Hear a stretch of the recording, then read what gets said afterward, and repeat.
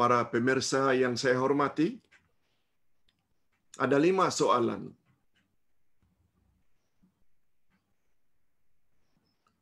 Dari Safar Otai Safar. Ustaz, kehendak Allah yang baik-baik belaka. Dan mungkin manusia mahu yang baik-baik juga. Tetapi kehendak buruk juga terjadi. Kenapa, Ustaz?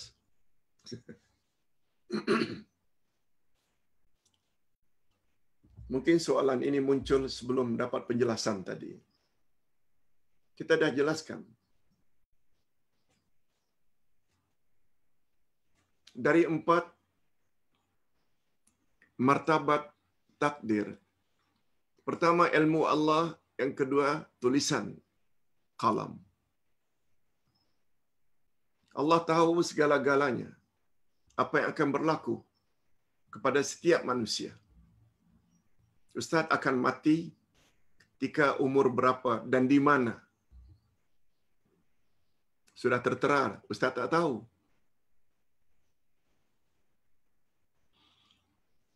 Apa yang seseorang itu lakukan, baik ke buruk ke, yang akan menimpanya kebaikan ke, keuntungan atau kerugian, manusia tentu saja menginginkan keuntungan. Manusia tentu saja tidak mau keburukan. Betul? Itu kehendak manusia. Tapi Allah dah tahu dah, yang manusia hendak itu tak dapat kebaikan itu. Kerugian juga yang akan menimpa dia. Allah dah tahu dah. Itu sebabnya tadi kita namakan itu semua adalah iradah kauniyah. Allah cipta yang baik dan yang buruk. Yang kedua, segala kehendak Allah yang kejadian pasti berlaku. Si fulan minta anak comel-comel. Tiba-tiba dapat anak umpamanya sumbing, umpamanya kudung. Dia tak hendak. Tapi Allah dah tetapkan begitu sejak azali. Dan segala kehendak kejadian Allah pasti berlaku. Itu sebabnya Ustaz gunakan istilah, bila bertembung kehendak manusia dengan kehendak Allah, dalam kehendak kejadian, kehendak Allah yang akan berlaku. Bukan kehendak manusia. Barangkali kita boleh faham. Judijah. Assalamualaikum Ustaz.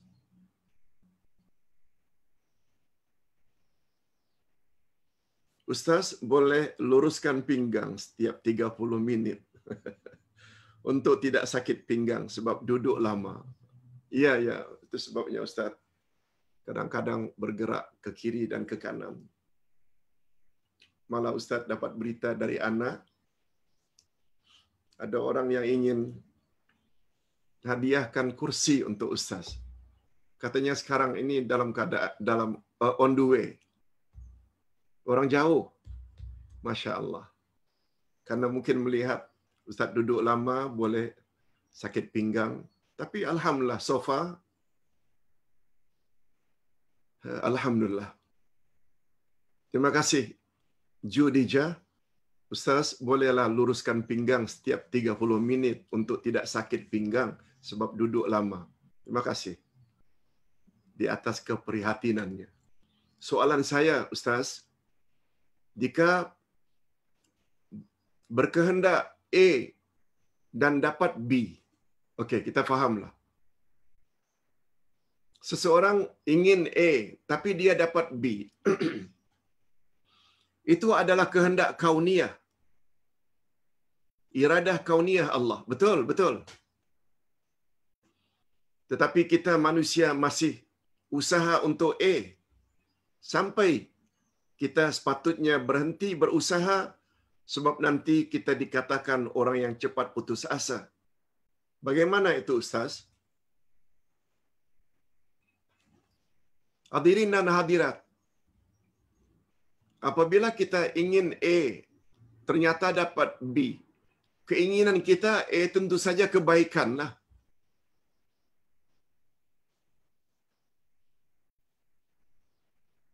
Tidak salah. Bila kita dapat B, yang kita tidak inginkan.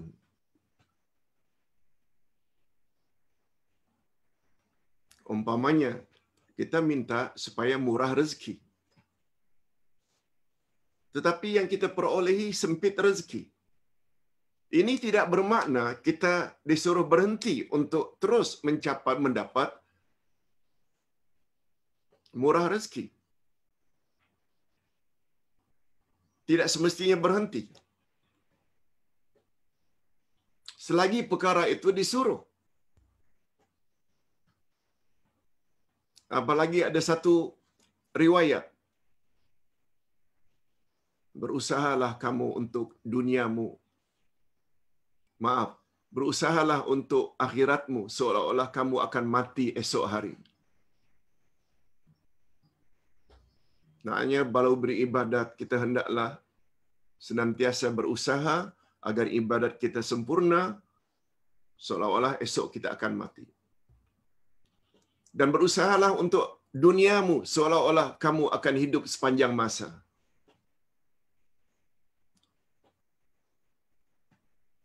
Sebab bila kita minta A, ternyata dapat B, yang kita tidak inginkan, tidak bermakna kita boleh berhenti berusaha untuk mendapatkan A.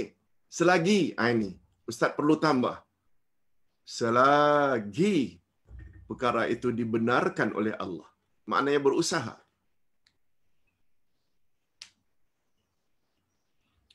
Sebagai contohlah, kita ingin supaya mendapat keputusan yang cemerlang dalam ujian, tapi tidak kesampaian. Next peringkat, umpamanya itu ketika UPSR.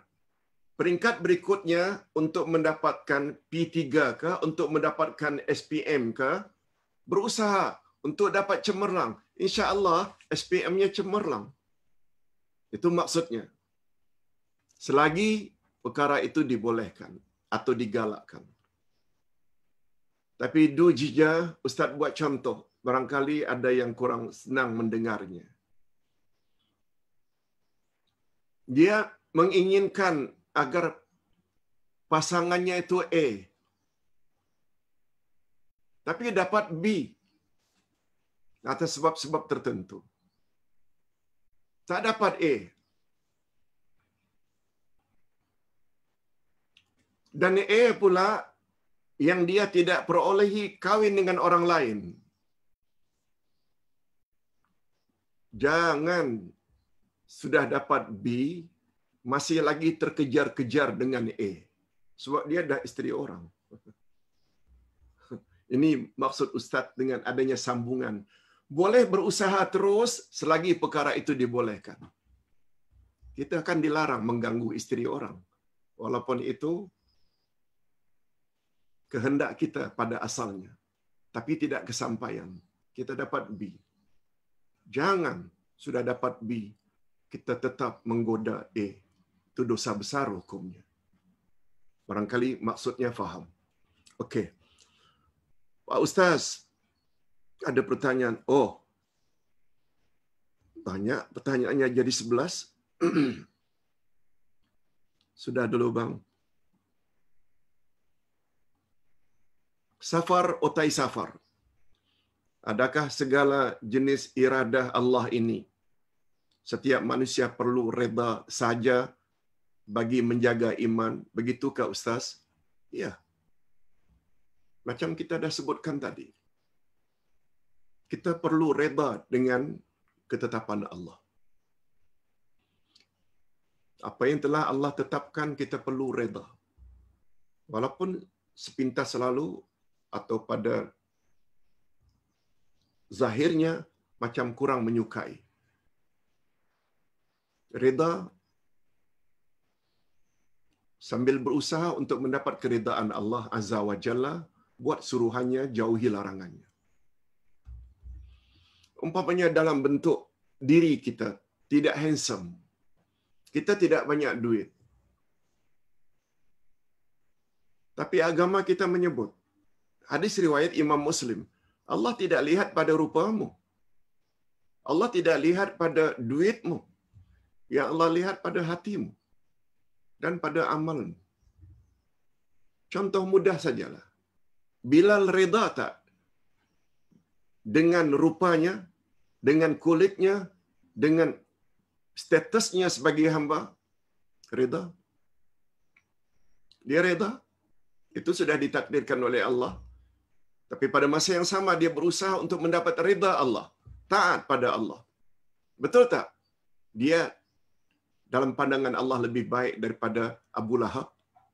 Handsome, kaya, punya status, dan uncle-nya Rasul lagi. Maksud Ustaz reda dari sudut itu.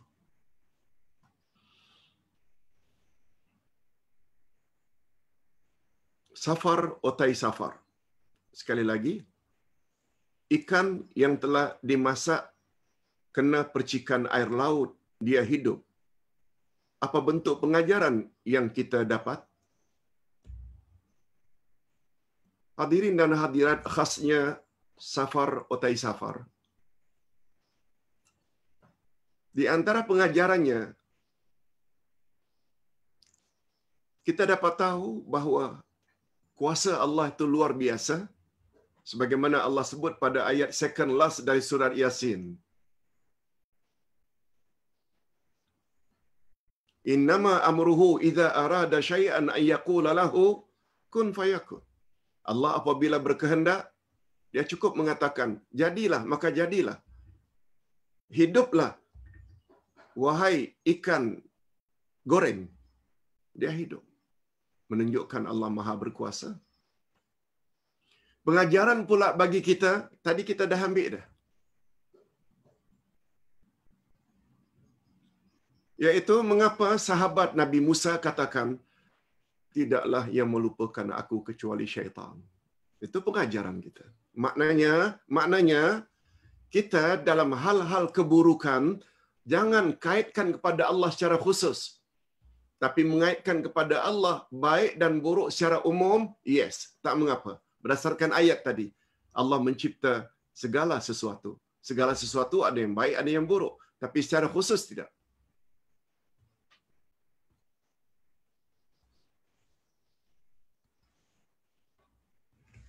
Itu sebabnya Khidir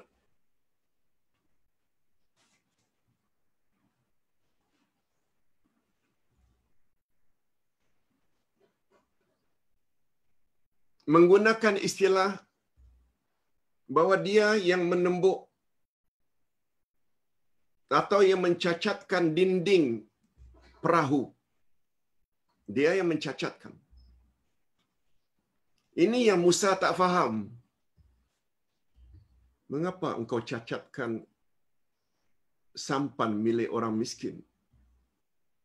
Aku kan tadi dah cakap, kau jangan tanya apa saja yang aku buat. Baiklah, baiklah, kata.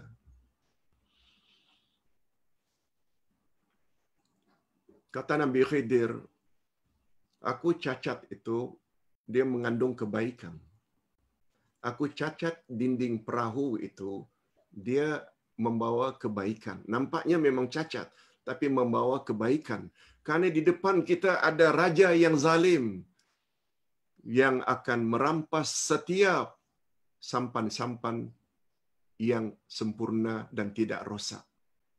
Dan gara-gara aku rosakkan itu, maka kita dapat lepas, tidak dirampas sampan tersebut. Macam-macam begitu. Dia menambahkan, mencacatkan itu kepadanya, bukan Allah. Itu maksud Ustaz. Maryam Badar. Assalamualaikum Ustaz, ingin bertanya tentang jodoh termasuk dalam takdir yang mana satu. Kita semua tahu rezeki, umur, jodoh, semuanya ini telah ditetapkan oleh Allah. Bukan bermakna tidak boleh berusaha. Berusaha boleh, tapi berapa banyak orang yang berusaha tapi tak kesampaian juga. Tapi akhirnya dia tahu. Rupanya salah seorang dari adik-beradik itu menjadi anak yang tidak punya pasangan, karena Allah dah tahu future-nya, maknya akan terlantar. Semuanya ada pasangan. Sekian lama pula maknya terlantar. Nah, karena dia tidak ada pasangan, tidak ada ikatan dengan pasangan, dia dapat memelihara maknya dengan baik. Coba lihat, dari satu sisi dia rugi, tak ada pasangan, dari sisi yang lain dia dapat pahala luar biasa dari sisi Allah karena memelihara mak sampai meninggal dunia dalam keadaan senang dan senang hati. Coba tengok. Pada permulaannya barangkali kita katakan, oh, kasihan ya dia tak dapat jodoh.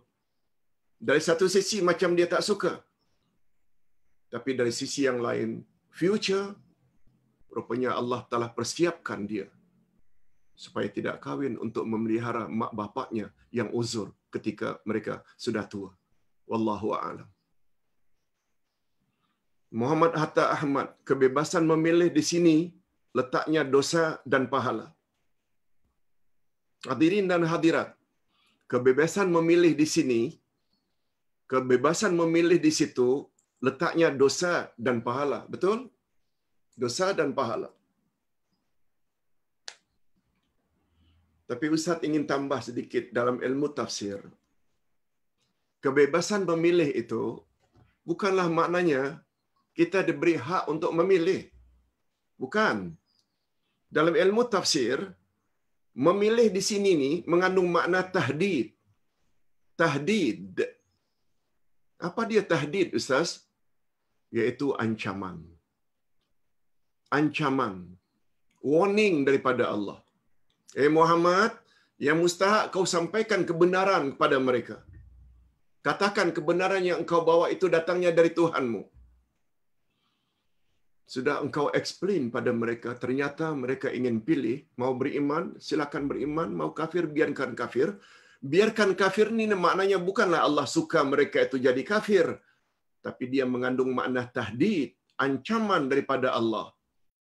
Nanti kamu akan tahu. Bila kamu pilih kafir, kamu akan dihumban dalam api neraka. Itu maksudnya tahdid. Al-istifham lit-tahdid. Kan ada al-istifham lil-inkar, untuk mengingkari. Al-istifham lit-taubih, Allah bertanya karena ingin menghina. Allah bertanya untuk mengancam. Ilmu tafsir dia penuh dengan ilmu-ilmu macam ini. Itu sebabnya sukar kita menafsirkan Quran kalau kita tidak tahu tata bahasa Arab. Yes. Okey. Betul. Pilihan dia tadi akan mengakibatkan dia akan dapat pahala atau akan dapat syurga. Tapi pilihan itu tidak semestinya Allah reda dengan pilihan itu. Tapi dia membawa makna ancaman. Ustaz selalu buat contoh. Anak kita telah kita larang, jangan panjat pokok jambu tuna. Lebih-lebih lagi habis asar menjelang maghrib. Berkali-kali dah. Pada suatu hari, atas sebab-sebab tertentu kita balik awal. Sebelum asar dah balik. Ternyata anak sudah berada di atas pokok jambu. Ayah atau ibu begitu nampak, meluru ke arah pokok. Nah, panjat ke atas lagi nak. Sampai ke pucuknya, panjat nak. Kan namanya suruhan juga. Tapi semua kita tahu suruhan itu mengandung ancaman tak? Menandakan mak bapak reda tak atau benci? Nah, lebih kurang macam itulah. Bahasa kita pun ada istilah itu. Wallahu a'lam. Ustaz, bagaimana kita mau mengenali ini fahaman Jabariyah, Qadariyah, Mu'tazilah, Jahmiyah dan yang lain-lain agar kita tak tersasul, tersalah pilih? Akan datang insya-Allah pelajaran tentang itu. Ustaz ada sebut perkara ini pada pelajaran yang akan datang. Terlalu panjang bila kita nak bahas. Maaf, safar utai safar. Kalau ada buku Ustaz, buku akidah 1, 2, boleh baca. Ada semua penjelasan di situ. Yang kesembilan, Ishaq Yati. Salam Ustaz, ada satu soalan berkenaan salat qasar dan jamak. Saya tinggal di Putrajaya dan akan ke Sabah selama seminggu atas urusan kerja. Selama saya di Sabah, bolehkah saya qasar dan jamak salat saya atau qasar sahaja?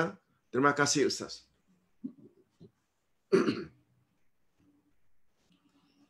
Pertama, Ustaz ingin beritahu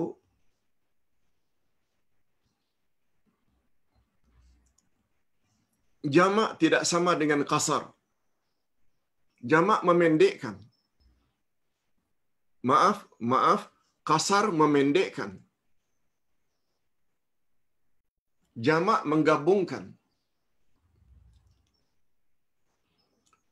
Seseorang bila musafir, berlakulah dua perkara ini.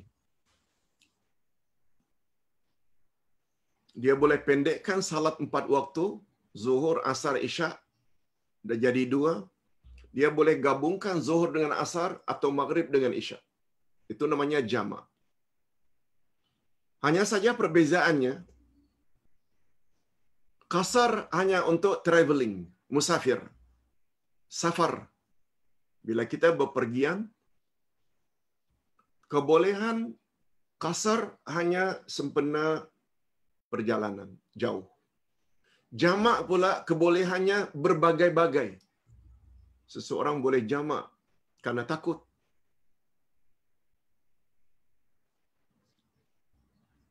Seseorang boleh jamak karena hujan.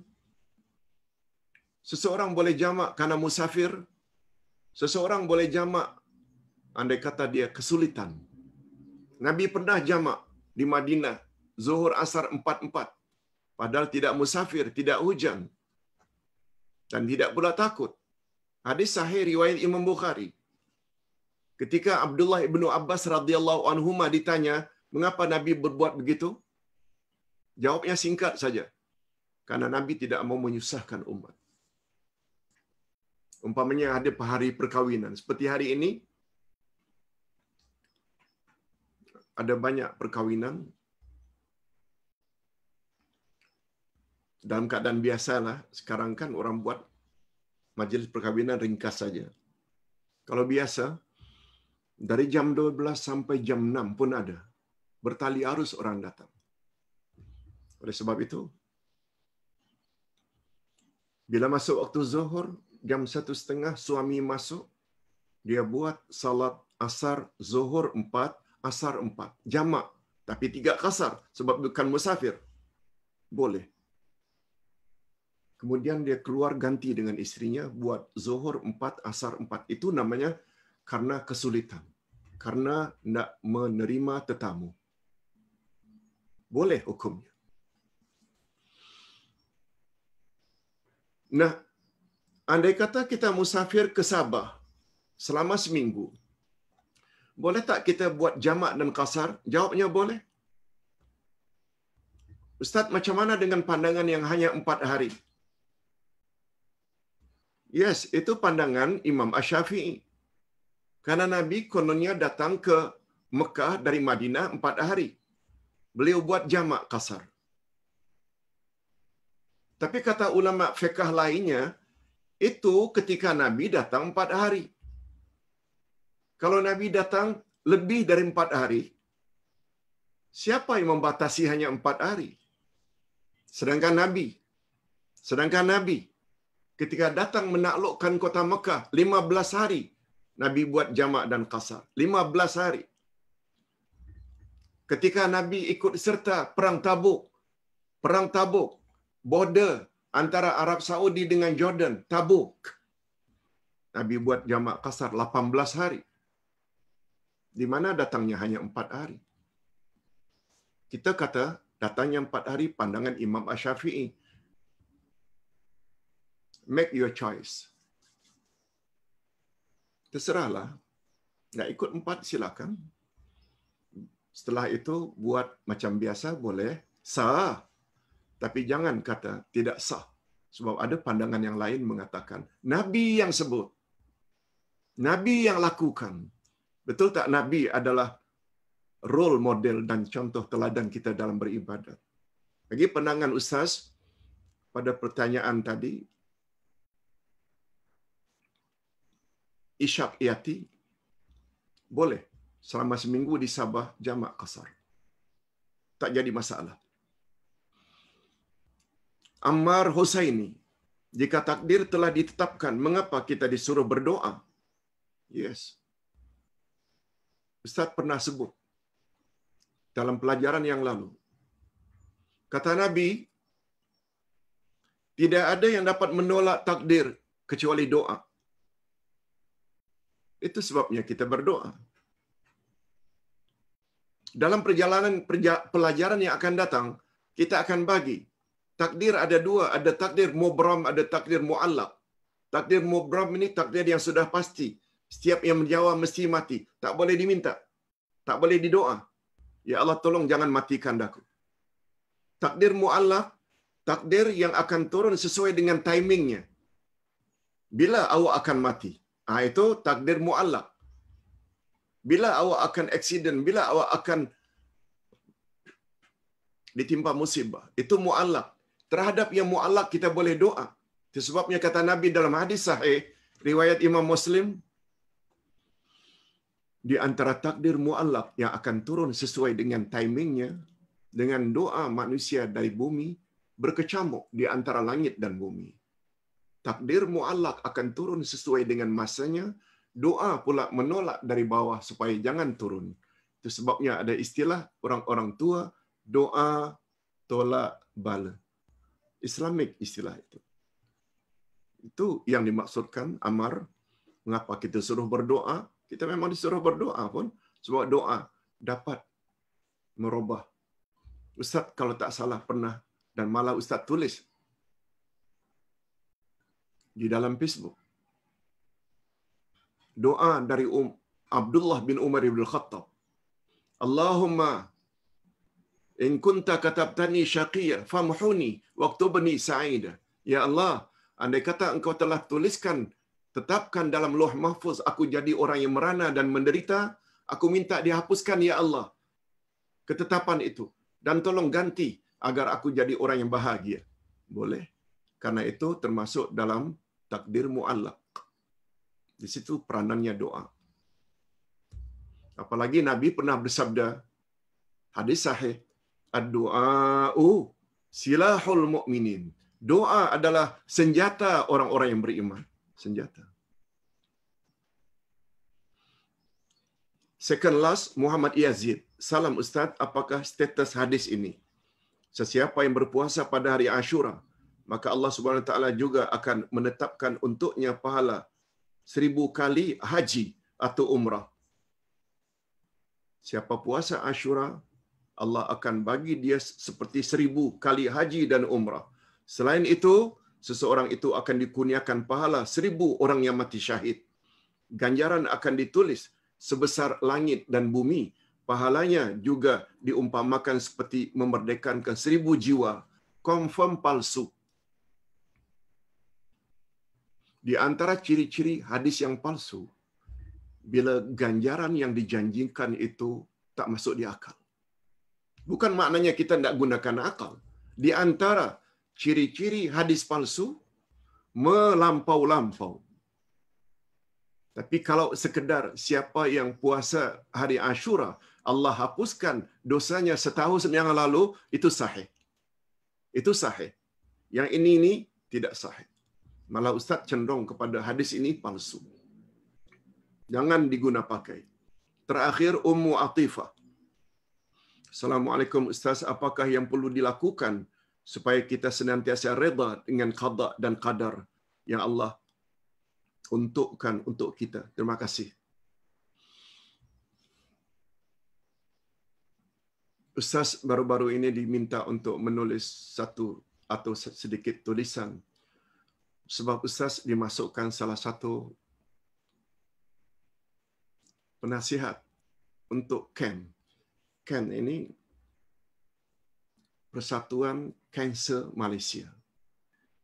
Ustaz sudah tulis sebenarnya satu buku, Tawakal dan Redha. Tawakal dan Redha. Ustaz akan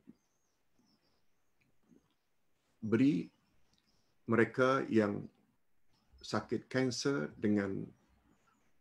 dan alhamdulillah video-video semacam ini mereka kumpul untuk didengar oleh pesakit-pesakit kanser. Mereka ada grup tersendiri. Kita kena reda. Nah, kalau pertanyaan Ummu Atifah, macam mana Ustaz boleh membentuk perasaan reda? Jawabnya tak lain tak bukan ilmu. Ilmu yang paling utama untuk membolehkan reda adalah ilmu akidah. Dalam akidah kan ada pembahasan seperti yang kita bahas iman pada takdir. Awak tak minta kanser, tapi Allah bagi juga kanser. Apa sikap awak? Menggelabah ke? Tak reda ke? Reda, tak reda, awak tetap kena. Macam mana supaya kita ini dapat terima dengan reda? Jawabnya akidah. Betulkan akidah. Betulkan iman, mantapkan iman. Bahawa segala sesuatu boleh menimpa kita. Walaupun perkara itu tidak kita inginkan. Itu sebabnya Ustaz ada sebut dalam buku Ustaz, rawatlah diri anda dengan Al-Quran. Berapa banyak? Pada bahagian 9 dari buku itu, rawatan untuk kanser. Baca sekian ayat pada air mandi, air minum dan minyak zaitun dan amalkan. Alhamdulillah Ustaz dapat feedback yang sangat banyak dari Brunei, dari Indonesia, Singapura, Malaysia. Mereka walaupun di kemo, rambut mereka tidak gugur. Begitu hebatnya Al-Quran bila kita jadikan sebagai rawatan sakit kita. Minta maaf, Ustaz cenderung kepada kanser kerana dia ada kaitannya. Jadi macam mana kita boleh reda Ustaz? Miliki akidah. InsyaAllah kita akan tenang selalu. Bagi kita yang mustahak, bagi kita, cuba tengok sebagai mengakhiri, cuba tengok contoh orang yang hebat akidahnya. Apa contohnya Ustaz? Para sahabat Nabi, bila ditimpa musibah, ucap Alhamdulillah 4 kali. Mengapa 4 kali Ustaz? Kita ucap Alhamdulillah bila dapat nikmat. Mereka bila ditimpa musibah pula ucap Alhamdulillah. Mengapa Ustaz? Kata ulama tafsir, ulama hadis, di balik Alhamdulillah ini ada rahasianya. Alhamdulillah yang pertama, karena Nabi bersabda, Innallaha idza ahabba imra'an ibtala. Sesungguhnya Allah apabila ditimpa oleh Allah cobaan, sesungguhnya Allah Subhanahu Wa Taala apabila cinta sayang pada seseorang, Allah akan coba dia dengan musibah. Kalau ditimpa musibah itu menandakan Allah sayang pada kita. Mengapa tak berterima kasih? Allah sayang. Ucap Alhamdulillah. Itu yang pertama. Yang kedua, Nabi bersabda, tidak seorang pun yang ditimpa musibah kecuali Allah hapuskan dosa-dosanya walaupun tercucuk selumba di kulit arinya. Nah sekarang dengan sakit yang kita dapati, itu lebih daripada musibah, lebih daripada tercucuk selumba. Berapa banyak dosa-dosa kita diampunkan oleh Allah. Perlu terima kasih tak? Alhamdulillah lagi kali yang kedua. Pertama, tanda Allah sayang kita. Yang kedua, dosa kita dihapuskan. Yang ketiga, kita berpeluang untuk sabar. Dan Allah beri ganjaran sabar unlimited. Innama yuwaffas sabiruna ajrahum bighairi hisab. Surat Az-Zumar ayat 7 atau ayat 10. Sesungguhnya Allah akan beri ganjaran pada orang yang sabar tanpa hisab. Ada yang mengartikan tanpa hisab masuk syurga tanpa hisab. Ada yang mengatakan unlimited. Bukan hanya sekedar 10-700, tidak ada. Multi level. Nah, alhamdulillah yang ketiga. Alhamdulillah yang ketiga, yang keempat. Musibah ada 2 jenis. Ada musibah agama, ada musibah dunia. Musibah agama boleh mendatangkan dosa.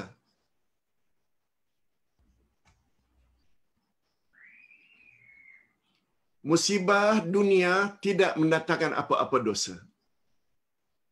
Umpamanya kita hidup miskin, kita berdosa ke karena kemiskinan? Kita sumbing, kita kudung, cacat, dosa ke? Tak, itu namanya dosa. Ini namanya musibah dunia. Tetapi andai kata tidak sabar, miskin lalu mencuri, itu namanya musibah agama.